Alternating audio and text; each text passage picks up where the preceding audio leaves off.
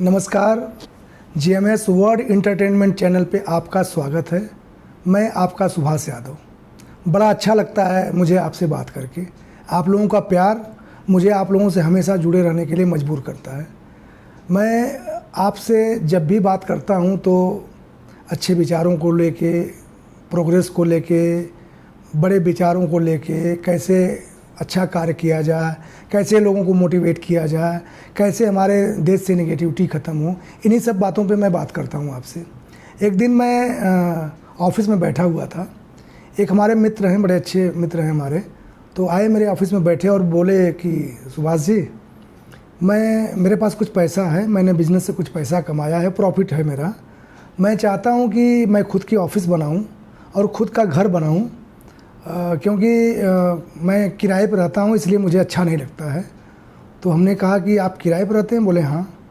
तो हमने कहा बड़ी अच्छी बात है, किराए पर रहते तो कोई बुरी बात तो है नहीं।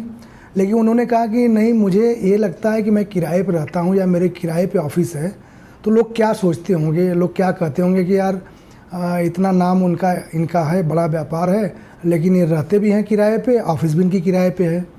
तो हमने बोला कि ये जो पैसा आप खर्च करना चाहते हैं अपने ऑफिस बनाने के लिए, अपना घर बनाने के लिए, क्या इसको बिज़नेस में नहीं लगा सकते आप? तो बोले बिज़नेस से ही तो कमाएं, बिज़नेस से कमा ही रहे हैं, तो हम सोच रहे हैं कि उसके प्रॉफिट का एक हिस्सा हम लगा दें और जब खुद का अपना निजी सब कुछ हो जाएगा तो मुझे बड़ा अच्छा लगेगा। तो हमने बोला अच्छा ठीक है, तो आपको किराए पर रहना बुरा लगता है? बोले हाँ। तो हम अच्छा बताइए कि किसी बैंक से आप जुड़े हैं? तो उन्होंने बोला कि हाँ, मैं बैंक से जुड़ा हूँ, बैंक से ही जुड़ के काम करता हूँ, बैंक से हमारी सीसी भी है। तो हमने बोला कि कितने की सीसी होगी आपकी? तो उन्होंने बोला कि लगभग 1 करोड़ के ऊपर की सीसी मेरी है। हमने कहा यार बड़ी अच्छी बात है।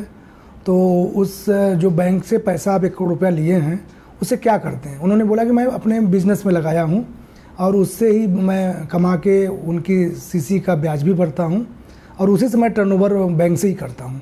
हमने कहा ये भी बड़ी अच्छी बात है। अच्छा ये बताइए कि वो जो बैंक है जो आपको 1 करोड़ रुपया दिया है, क्या वो किराए पर रहता है या खुद की निजी बिल्डिंग में रहता है? उन्होंने बोला कि नहीं, वो तो किराए पर रहता है। तो हमने बोला कि वो जो बिल्डिंग में, जिस बिल्डिंग में किराए पर रहता है बैंक, उस बिल्डिंग की कीमत कितनी होगी? वो जो जिस बिल्डिंग को किराए पर उन्होंने लिया है, तो वो जो कंस्ट्रक्शन एरिया है उसकी वैल्यू क्या होगी? उन्होंने बोला कि लगभग 2 से 2.5 करोड़ रुपये की वो बिल्डिंग बनी हुई है। हमने कहा यार ये भी बड़ी अच्छी बात है। तो आपको ये भी पता होगा कि बैंक किराया कितना देता होगा?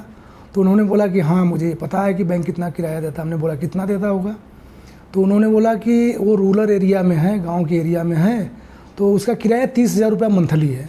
हमने कहा अच्छा 30,000 मंथली है, तो 2.5 करोड़ की प्रॉपर्टी उसने 30,000 रुपये किराए पे ले ली। बोले हाँ।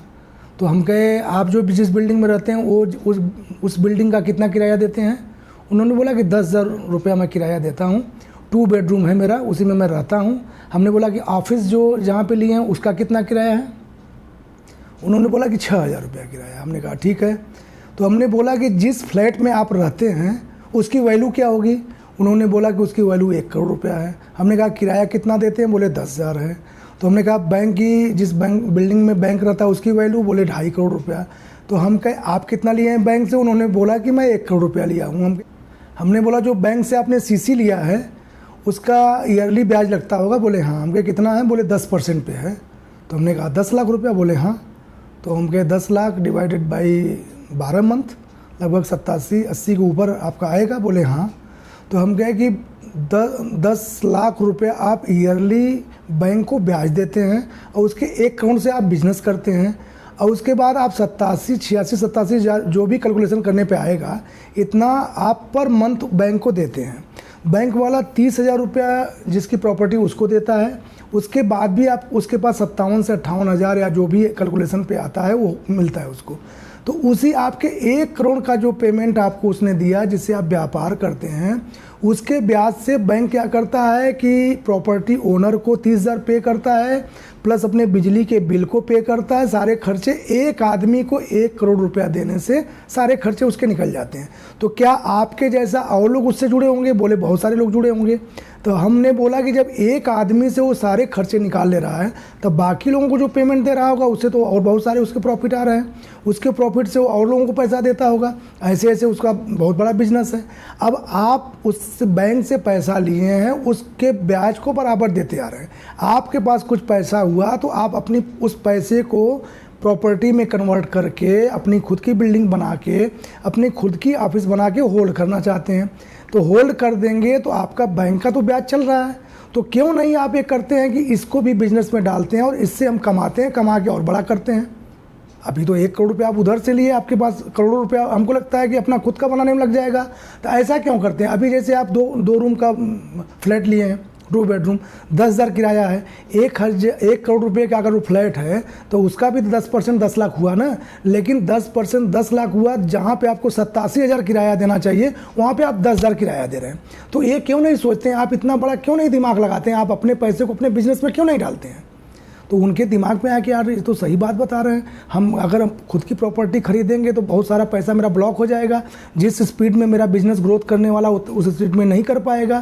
तो ये मेरी बातें जब उनको समझ में आई, उन्होंने अपना खुद का सब कुछ करने के लिए दिमाग से बातें निकाल दी और उन्होंने बोला कि भैया जो आप करें वही मैं करूँगा, मैं खुद का व्यापार, अपने व्यापार में ही पैसा लगा के अपने व्यापार को बढ़ाऊंगा और उस व्यापार से जो भी प्रॉफिट होगा उससे भी और बड़ा व्यापार करूंगा। जब मुझे लगेगा कि अब काफ़ी मैं मजबूती से खड़ा हो गया हूं, तब मैं खुद का अपना सब कुछ करूंगा।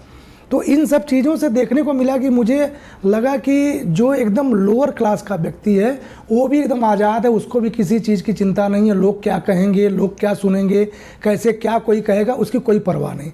ऐसे ही अपर क्लास में जो सबसे ऊपर बैठा हुआ व्यक्ति है उसको भी किसी चीज़ की परवाह नहीं होती है। वो भी व्यक्ति एकदम बिंदास बैठा हुआ है, चाहे वो बैंक से लोन लिया है, चाहे मार्केट से लिया है, चाहे कहीं से लिया हुआ है, एकदम आज़ाद है। उसको भी ये नहीं है कि लोग क्या कहेंगे। लोगों का कहने का सबसे बड़ा प्रॉब्लम मिडिल क्लास के लोगों को है कि अगर मैं ये करूँगा तो ये कहेंगे, ये करूँगा तो ये कहेंगे, ऐसे करूँगा तो ऐसे कहेंगे, वैसे कहूँगा तो ऐसे कहेंगे। इसी कहने सुनने में उनका दिमाग कहीं ना कहीं जाके ब्लॉक हो जाता है और जो उनकी ग्रोथ होने वाली है ग्रोथ रुक जाती है और उनको ये लगता है कि यार जैसे तैसे जीवन चल रहा चलते रहें। और ये क्या करते हैं, जब भी जो पैसा कमाते हैं उस पैसे से सिर्फ प्रॉपर्टी बनाते हैं। प्रॉपर्टी बनाते हैं तो क्या करता है, अपर क्लास का आदमी जो बड़ा बिजनेसमैन है इनकी प्रॉपर्टी को किराए पर ले लेता है। उस किराए की वैल्यू क्या होती है, उनका जो बैंक का ब्याज आता है उससे भी कम होती है। लेकिन उनको क्या प्राउड होता है कि मेरी प्रॉपर्टी में फला बैंक रहता है, मेरी प्रॉपर्टी में इस कंपनी के लोग रहते हैं, मेरी प्रॉपर्टी इनको हमने किराए पर दिया है। लेकिन उनको एक कैलकुलेशन करने में मिस्टेक कर जाते हैं कि जितनी प्रॉपर्टी लगा, जितना पैसा लगा के हमने प्रॉपर्टी को बनाया है उसकी वैल्यू क्या है, उसका बैंक का ब्याज क्या होता है, मुझे उसका किराया कितना मिलता है। जिस दिन ये सब कैलकुलेशन करना शुरू कर देंगे तो उनको ये दिमाग का भ्रम खत्म हो जाएगा उनका कि मैं तो अपनी प्रॉपर्टी को ऐसे जगह पे दे रखा हूँ जहाँ पे उसकी वैल्यू कम हो रही है। मुझे जहाँ पे 50,000 रुपया मिलना चाहिए वहाँ 5,000 रुपया मिल रहा है। मुझे बस एक खुशी हो रही है कि लोग सोचेंगे कि हमारे बिल्डिंग में, हमारे प्रॉपर्टी में किसी बड़ी कंपनी मुझे किराया देती है, बस इसी में खुश हैं। उनका महीने का कितना नुकसान हो रहा है उनको पता नहीं है। और क्या होता है, जैसे मिडिल क्लास ने प्रॉपर्टी बनाई, अपर क्लास ने उसको किराए पे ले लिया। 1 करोड़ की प्रॉपर्टी को 50,000 रुपया किराया देकर उन्होंने ले लिया। आप सोचते हैं कि मुझे किराया मिल रहा है, मेरी पूंजी जैसे कि 10 की 10 पड़ी हुई है, इसकी वैल्यू बढ़ रही है। उसकी वैल्यू बढ़ती नहीं है, दिन पे दिन वो घटती है। जिस समय उस प्रॉपर्टी की कीमत, जब आप जैसे किसी को देते हैं तो 30 साल के लीज पे कम से कम देते हैं, 30 साल में प्रॉपर्टी की आपकी वैल्यू ख़त्म हो जाएगी, तब तक कंस्ट्रक्शन की वैल्यू बहुत ज़्यादा बढ़ जाएगी। अगर 30 साल बाद उसी बिल्डिंग को गिरा के बनाना होगा तो शायद उस बिल्डिंग को दोबारा बनाने में, अगर उस समय आप 30 साल पहले उसको 1 करोड़ रुपये में बनाया है तो 30 साल बाद उसी प्रॉपर्टी को बनाने में आपको 4 करोड़ 5 करोड़ भी खर्चा करना पड़ सकता है। तो आप अपनी कीमत को समझिए, अपने पैसे की कीमत को समझिए।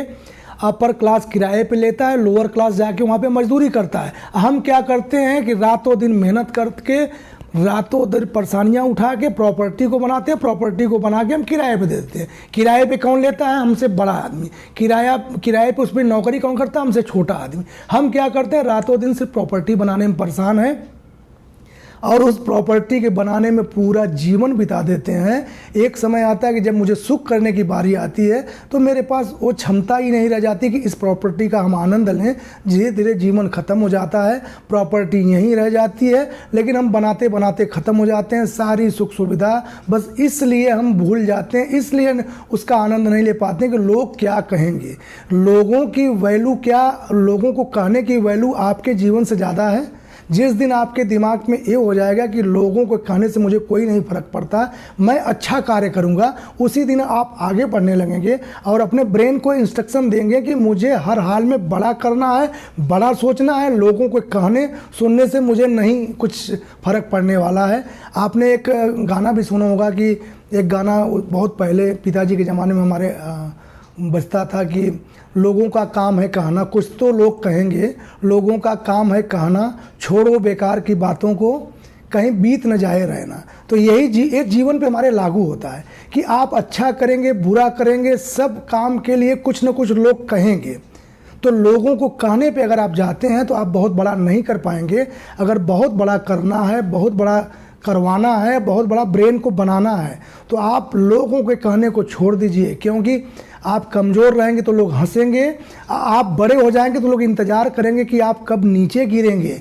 जिस दिन आप नीचे गिरेंगे तब भी हंसेंगे, जिस दिन ऊपर रहेंगे तब भी हंसेंगे। तो लोगों का चक्कर छोड़ के आप अपने बिजनेस, अपने व्यापार, अपने माइंड, अपने परिवार, दोस्त मित्रों को बढ़ाइए, खुद बढ़िए। बस एक दिमाग से निकाल दीजिए कि लोग क्या कहेंगे। लोगों के कहने से कोई फ़र्क नहीं पड़ता, क्योंकि अपर क्लास का व्यक्ति भी आनंद ले रहा है, लोअर क्लास का भी आनंद ले रहा है, लेकिन हम मिडिल क्लास के लोग इतनी परेशानियों से जूझ रहे हैं। सिर्फ प्रॉपर्टी बनाने के चक्कर में ये बना लीजिए, वो बना लीजिए, एक कर लीजिए, वो कर लीजिए, लेकिन लास्ट में उसका रिजल्ट क्या मिलता है? जीरो।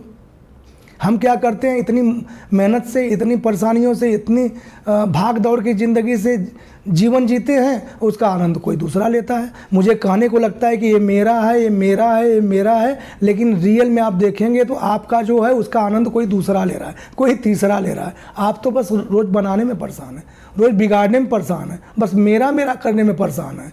तो लोगों का काम है कहना, लोगों का चक्कर छोड़ के अपने दिमाग को बड़ा करते हुए आगे बढ़िए। मेरी शुभकामना है। पुनः आपका धन्यवाद और स्वागत और अभिनंदन, प्रणाम करता हूँ आपको। नमस्ते।